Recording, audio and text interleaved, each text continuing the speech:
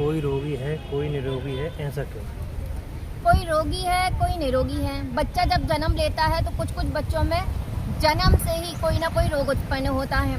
हमने देखा है कि जैसे कि मैं आपको ये बताना चाहती हूँ, सबसे पहले मैं कुंडली के बारे में बताना चाहती हूँ। बच्चा जब पैदा होता है तो जन्म से ही उसकी कुंडली बनकर तैयार हो जाती है। ये कुंडली क्या है?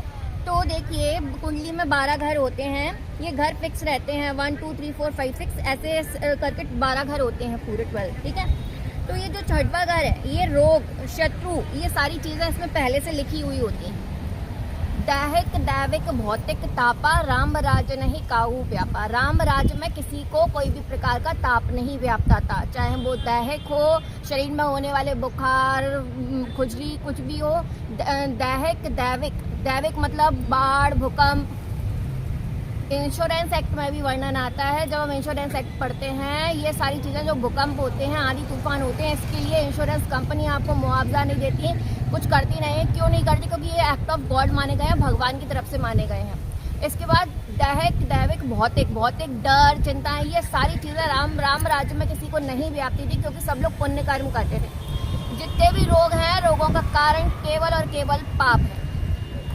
अब ये जो बच्चा है, जन्म से आया, पैदा हुआ और इसकी कुंडली में पहले से ही रोगों का वर्णन है। क्यों हो गए उसको रोग? क्योंकि हमारी जो आत्मा है वो बहुत समय से चलती हुई आ रही है। हमारा ये शरीर है, हम केवल शरीर बदलते हैं। जैसे मान लीजिए, आज ये वस्त्र धारण करके मैं किसी का मर्डर कर दूं और 2 घंटे बाद कपड़े बदल लूं, तो कपड़े बदलने के बाद मेरा जो अपराध है वो खत्म नहीं हो जाएगा, मुझे उसके लिए सजा मिलेगी ही। वैसे ही हमारा जो पुराना शरीर था, हमने उसमें जो कर्म करे थे, हम उसी के फल के रूप में भोग रहे हैं।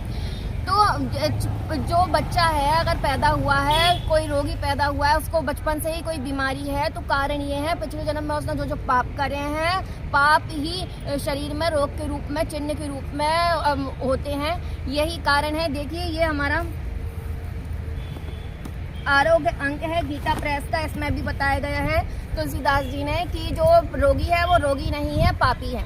शरीर में जो भी रोग उत्पन्न होते हैं उसके केवल 2 ही कारण होते हैं। एक होता है विरुद्ध आहार, आपने ऐसा कुछ आहार ले लिया जो आपको नहीं लेना था। बैड कॉम्बिनेशन ऑफ फूड आपने खाए हैं, वो जो आपको नहीं लेने थे, जो आपके स्वास्थ्य के लिए ठीक नहीं है, आपने वो खाए हैं, उसकी वजह से आपके शरीर में रोग उत्पन्न हुआ है। और अगर आपको कैसे पहचाना ये जो हमारे शरीर में रोग है, ये पापों का नतीजा है या फिर विरुद्ध आहार का नतीजा है। अगर दवाई खाने के बाद भी, ट्रीटमेंट लेने के बाद भी आप सही नहीं हो पा रहे हो, तो इसका कारण केवल एक ही है, वो है पाप। और पाप से बचने के लिए आपको पुण्य कर्म करने चाहिए, दान आदि सत्कर्म करने चाहिए, जिससे कि आप ठीक हो सको।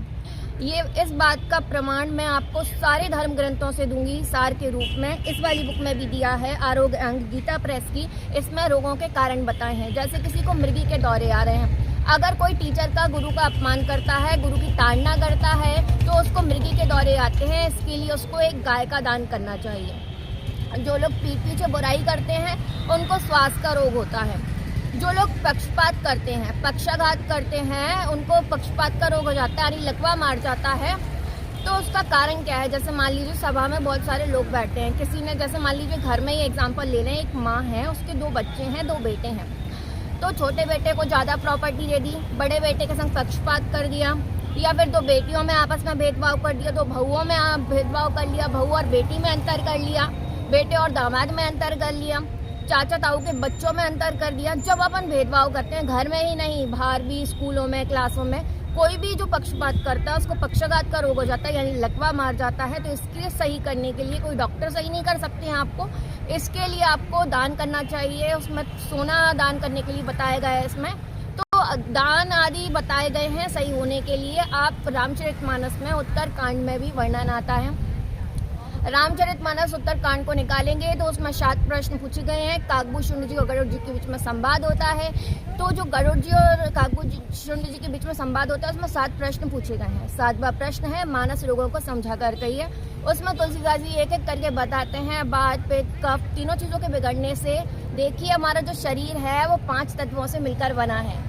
जो 5 तत्व हैं, पृथ्वी, जल, अग्नि, आकाश, वायु, ये सारी चीज़ें, हमारे जो शरीर में 5 चीज़ें हैं, इनसे हमारा शरीर मिलकर बना हुआ है। जब ये शरीर में असंतुलित हो जाती हैं तो हमें रोग उत्पन्न होता है।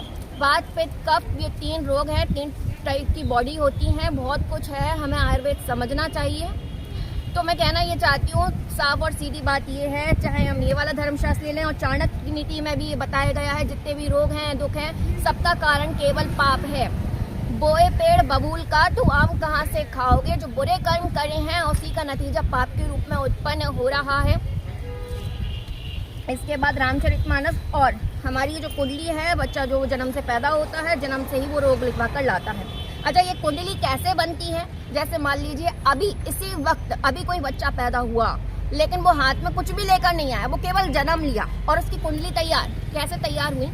जब उसने जन्म लिया उस टाइम पे कौन सी राशि उदय हो रही थी ईस्ट में, तो वो वाली राशि पहले घर में आ जाएगी। ये जो हमारी कुंडली है, देखिए हर किसी की कुंडली का जो स्ट्रक्चर रहता है वो सेम रहता है लग्न कुंडली का। ये 12 घर फिक्स रहते हैं। इधर पे कोई ना कोई राशि बैठी होती है, 12 राशियां होती हैं। मान लीजिए इधर पे 9 नंबर की राशि बैठी है तो धनु राशि हो गई, इधर पे 5 नंबर की राशि बैठी है तो सिंह राशि हो गई। तो जो राशि है फिर इधर से काउंटिंग होकर 12 तक पहुंचेगा। अब इधर पे ग्रह बैठे होते हैं। जो राशि है, मान लीजिए सिंह राशि है, तो सिंह राशि में इस वक्त कौन सा ग्रह बैठा हुआ है, तो वो ग्रह आ जाएगा। 9 ग्रह होते हैं, हफ्ते में 7 दिन होते हैं, तो हर दिन के लिए ग्रह होता है। जैसे मान लीजिए संडे के लिए सूर्य ग्रह, मंडे के लिए चंद्र ग्रह, फिर मंगल, फिर बुध, फिर गुरु, फिर शुक्र, फिर शनि एंड राहु एंड केतु, ऐसे करके 9 ग्रह होते हैं। तो कुंडली में बैठे रहते हैं, वो अपना बताते हैं कि क्या होगा जातक के साथ और क्या नहीं होगा। ये लाल किताब में स्पष्ट रूप से लिखा गया है। जन्म से ही हमें पता पड़ जाता है ये रोगी है या नहीं है। साथ में ये भी बताना चाहती हूँ, जितने भी डॉक्टर हैं उनको भी समझना चाहिए, उनको भी ज्योतिष का ज्ञान होना चाहिए, क्योंकि वो सही तरीके से समझ पाएंगे जो जातक है उसको कौन से प्रकार का रोग है और उसके निवारण के लिए उसे क्या करना चाहिए। रोग से मुक्ति के लिए केवल यही उपाय है कि आप अपने जीवन में आयुर्वेद को अपनाइए, स्वस्थ रहिए। साथ में पाप बिल्कुल मत कीजिए, क्योंकि पाप कर्म की वजह से ही शरीर में रोग उत्पन्न होता है। राधे राधे।